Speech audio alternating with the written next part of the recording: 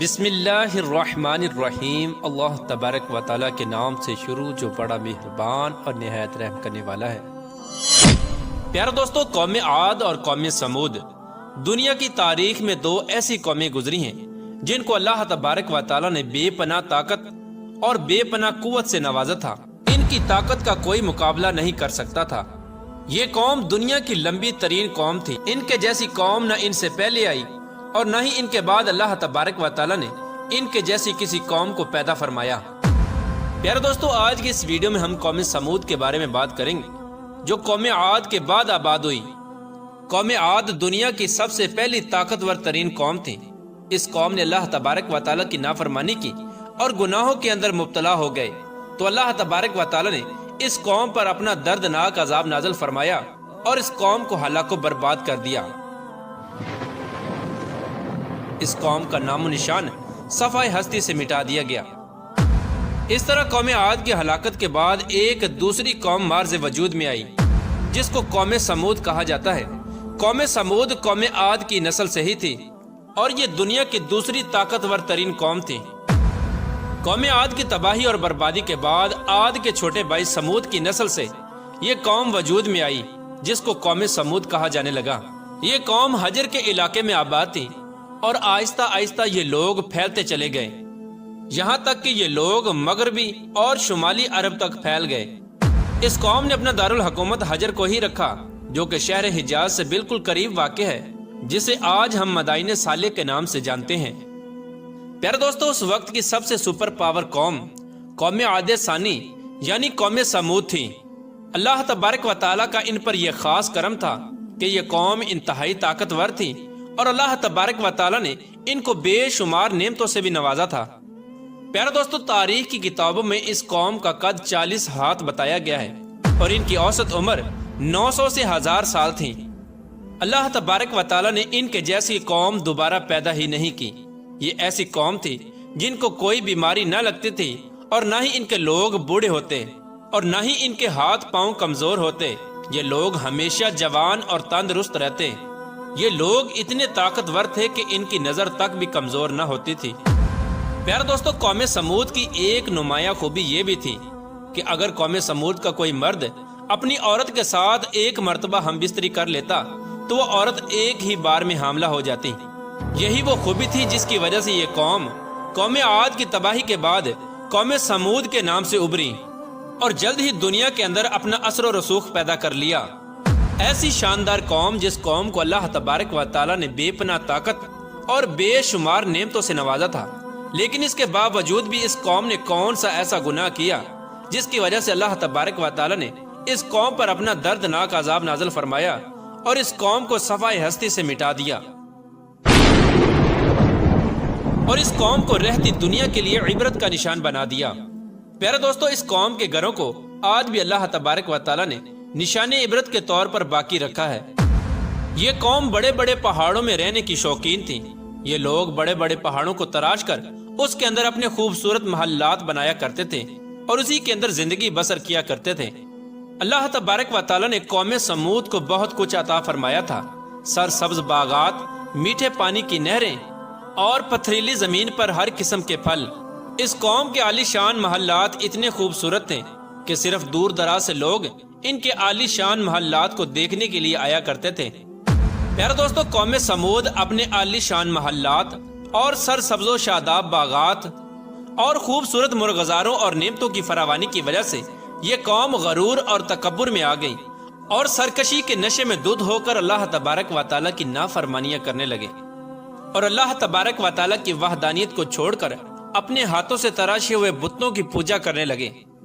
اور یہ بات بھی بھلا بیٹھے کہ کچھ عرصہ پہلے اللہ تبارک و تعالیٰ نے انہی کی قوم پر انہی گناہوں کی وجہ سے اپنا دردناک عذاب نازل فرمایا تھا اور اس قوم کو صفحہ ہستی سے مٹا دیا تھا۔ پیارے دوستو، اس دنیا کی طاقتور اور بدبخت قوم کی طرف اللہ تبارک و تعالیٰ نے اپنے پیارے نبی حضرت صالح علیہ السلام کو مبعوث فرمایا تھا۔ چنانچہ حضرت صالح علیہ السلام نے اللہ تبارک و تعالیٰ کے حکم کے مطابق اس قوم کو بت پرستی سے منع کیا اور اللہ تبارک و تعالیٰ کی وحدانیت کی طرف بلایا اور ایک سچے خدا کی عبادت کرنے کا حکم دیا۔ لیکن قوم کے سرداروں نے حضرت صالح علیہ السلام کو جھوٹا ثابت کرنے کے لیے ان سے معجزہ طلب کر لیا۔ اس قوم کے سردار حضرت صالح علیہ السلام سے کہنے لگے کہ آج تک جو بھی نبی آیا وہ اپنے ساتھ کوئی نہ کوئی معجزہ لے کر آیا، اگر تم اللہ تبارک و تعالیٰ کے سچے نبی ہو تو ہم کو معجزہ دکھاؤ۔ چنانچہ حضرت صالح علیہ السلام نے اس قوم کے سرداروں سے پوچھا کہ آپ لوگ کون سا معجزہ چاہتے ہو؟ تو اس وقت اس قوم کے سردار کہنے لگے، یہ جو سامنے چٹان ہے اس میں سے ایک ایسی اونٹنی نکل کر آئے جو گابن ہو اور آتے ہی بچے کو جنم دے دے، اور وہ ہم سب کے لیے دودھ دے، اور وہ دنیا کی خوبصورت ترین اونٹنی ہو، اور اس کے ساتھ ساتھ وہ اونٹنی ایسی ہو جس کا کوئی ماں باپ نہ ہو۔ چنانچہ حضرت صالح علیہ السلام نے ان سرداروں کی یہ بات سن کر اللہ تبارک و تعالیٰ کی بارگاہ میں یہ دعا کی، تو ان کے دیکھتے ہی دیکھتے سامنے پہاڑ میں سے ایک خوبصورت حاملہ اونٹنی نکل کر آئی، اور آتے ہی اس اونٹنی نے ایک حسین و جمیل بچے کو جنم دیا۔ اس وقت اس اونٹنی کے تھن دودھ سے بھرے ہوئے تھے، اور اس اونٹنی نے اتنا دودھ دیا کہ سب لوگوں نے پیٹ بھر کر دودھ پی لیا۔ اس کے باوجود بھی دودھ وافر مقدار میں موجود تھا۔ چنانچہ حضرت صالح علیہ السلام کا یہ عظیم الشان معجزہ دیکھ کر وہ تمام قوم اور اس کے سردار لاجواب ہو گئے، اور اس بدبخت قوم کے سردار حضرت صالح علیہ السلام سے کہنے لگے کہ اے صالح علیہ السلام، یہ تو سراسر جادو ہے۔ اس طرح اس قوم کے بدبخت سرداروں نے اور اس قوم نے یہ معجزہ دیکھنے کے باوجود بھی حضرت صالح علیہ السلام پر ایمان لانے سے انکار کر دیا، اور اسی طرح اپنے کفر و شرک پر اڑے رہے۔ چنانچہ اس قوم کے کچھ لوگوں نے حضرت صالح علیہ السلام کی اونٹنی کو نقصان پہنچانے کی کوشش کی، تو حضرت صالح علیہ السلام نے ان لوگوں سے کہا کہ یہ اللہ تبارک و تعالیٰ کی بھیجی ہوئی اونٹنی ہے جو تمہارے لیے ایک معجزہ ہے۔ اب تم اس اونٹنی کو اللہ تبارک و تعالیٰ کی زمین میں چھوڑ دو، اور اسے کسی قسم کی تکلیف نہ پہنچانا، ورنہ اللہ تبارک و تعالیٰ کا دردناک عذاب تمہیں پکڑ لے گا۔ معزز ناظرین، اس طرح اللہ تبارک و تعالیٰ کی وہ بھیجی ہوئی اونٹنی اور اس کا بچہ قوم سمود کے کھیتوں میں پورا دن چرتے اور ان کے چشموں کا سارا پانی پی جاتے۔ یہ ماجرا دیکھ کر قوم سمود نے حضرت صالح علیہ السلام کی بارگاہ میں شکایت کی کہ اونٹنی اور اس کا بچہ چشمے کا سارا پانی پی جاتے ہیں اور ہم کو پینے کے لیے پانی نہیں ملتا۔ تو ان کی یہ شکایت سن کر حضرت صالح علیہ السلام نے ان کے لیے دن مقرر کر دیے، اور اس طرح اس چشمے کے پانی کو بانٹ دیا۔ ایک دن حضرت صالح علیہ السلام نے اس اونٹنی کے لیے مقرر کر دیا، اور دوسرا دن اس چشمے کا پانی قوم سمود کے لیے مقرر ہو گیا۔ پیارے دوستو، جس دن وہ اونٹنی پانی پیتی اس دن وہ دودھ بھی زیادہ دیتی، اور دودھ اتنا ہوتا کہ دن اور رات میں ختم ہی نہ ہوتا، جس طرح کہ اللہ تبارک و تعالیٰ قرآن پاک میں اس بات کی طرف اشارہ کرتے ہوئے ارشاد فرماتا ہے۔ اور حضرت صالح علیہ السلام نے اپنی قوم سے کہا کہ یہ اونٹنی ہے، ایک دن اس کی پانی کی باری ہے اور ایک معین دن تمہاری پانی کی باری ہے، اس کو کوئی تکلیف نہ دینا، ورنہ اللہ تبارک و تعالیٰ کا دردناک عذاب تمہیں پکڑ لے گا۔ پیارے دوستو، اس طرح کچھ ہی دنوں بعد قوم سمود اس اونٹنی سے تانگ آ گئی، کیونکہ جس دن وہ اونٹنی پانی پیتی اس دن ان کو پینے کے لیے پانی نہ ملتا۔ اور ویسے بھی قوم سمود کے سرداروں نے حضرت صالح علیہ السلام کی اس اونٹنی کو ایک جادو قرار دے رکھا تھا۔ خیر، قوم سمود کے ایک طاقتور سردار کی بیوی جس کا نام صدوق تھا، اس عورت کے دو انتہائی خوبصورت اور حسین و جمیل بیٹیاں تھیں، ان کی عمریں 12 اور 14 سال تھیں۔ اس عورت نے حضرت صالح علیہ السلام کے بیٹے کو یہ لالچ دیا کہ اگر تم اپنے گھر میں موجود اونٹنی کو رات کے اندھیرے میں قتل کر دو تو میں اپنی دونوں بیٹیاں انعام کے طور پر تمہیں دے دوں گی۔ چنانچہ حضرت صالح علیہ السلام کی اولاد چونکہ نیک تھی، لہٰذا وہ اس عورت کے اس جال میں نہ پھنسے۔ پھر اس کے بعد اس صدوق نامی عورت نے پوری قوم میں یہ اعلان کر دیا کہ جو بھی شخص حضرت صالح علیہ السلام کی اس اونٹنی کو قتل کرے گا، میں اپنی دونوں کنواری بیٹیوں کا نکاح ان کو دے دوں گی۔ اس عورت کا یہ اعلان سنتے ہی اس قوم کے دو نوجوان جن کا نام مصدع ابن دہر اور قیدار بن سالف تھا، ان دونوں بدبختوں نے مل کر اسی رات حضرت صالح علیہ السلام کی اس اونٹنی کو ذبح کر دیا۔ اس طرح اللہ تبارک و تعالیٰ کی اس بھیجی ہوئی اونٹنی کو ذبح کرنے کے بعد قوم سمود حضرت صالح علیہ السلام سے کہنے لگی کہ اگر تم اللہ تبارک و تعالیٰ کے سچے رسول ہو تو ہم پر وہ عذاب نازل کرو جس عذاب سے تم ہم کو ڈراتے ہو۔ اس طرح اس اونٹنی کے قتل ہونے کی خبر سن کر حضرت صالح علیہ السلام بے حد پریشان ہوئے اور زاروں کی طار رونے لگے۔ چنانچہ اس طرح اس اونٹنی کو قتل کرنے کے بعد اس بدبخت قوم نے حضرت صالح علیہ السلام کو قتل کرنے کا بھی ارادہ کر لیا، جس طرح کہ اللہ تبارک و تعالیٰ قرآن پاک میں ارشاد فرماتا ہے، آخر کار انہوں نے اونٹنی کو قتل کر دیا۔ اور اپنے پروردگار کے حکم سے سرکشی کی اور کہنے لگے کہ جس چیز سے تم ہم کو ڈراتے ہو، اگر تم اللہ تبارک و تعالیٰ کے سچے پیغمبر ہو تو اس عذاب کو ہم پر لے آؤ۔ اس طرح جب اس قوم نے اللہ تبارک و تعالیٰ کی بھیجی ہوئی اس اونٹنی کو قتل کر دیا اور اپنی نافرمانی میں حد سے زیادہ بڑھ گئے اور خود ہی اللہ تبارک و تعالیٰ کے عذاب کو طلب کر لیا، تو حضرت صالح علیہ السلام قوم سمود سے کہنے لگے کہ اب اللہ تبارک و تعالیٰ کے دردناک عذاب سے تم لوگوں کو کوئی نہیں بچا سکتا۔ چنانچہ حضرت صالح علیہ السلام کی یہ بات سن کر اس قوم کے 9 بدبخت لوگوں نے یہ ارادہ کیا کہ اب حضرت صالح علیہ السلام کو یقیناً قتل کر دیا جائے۔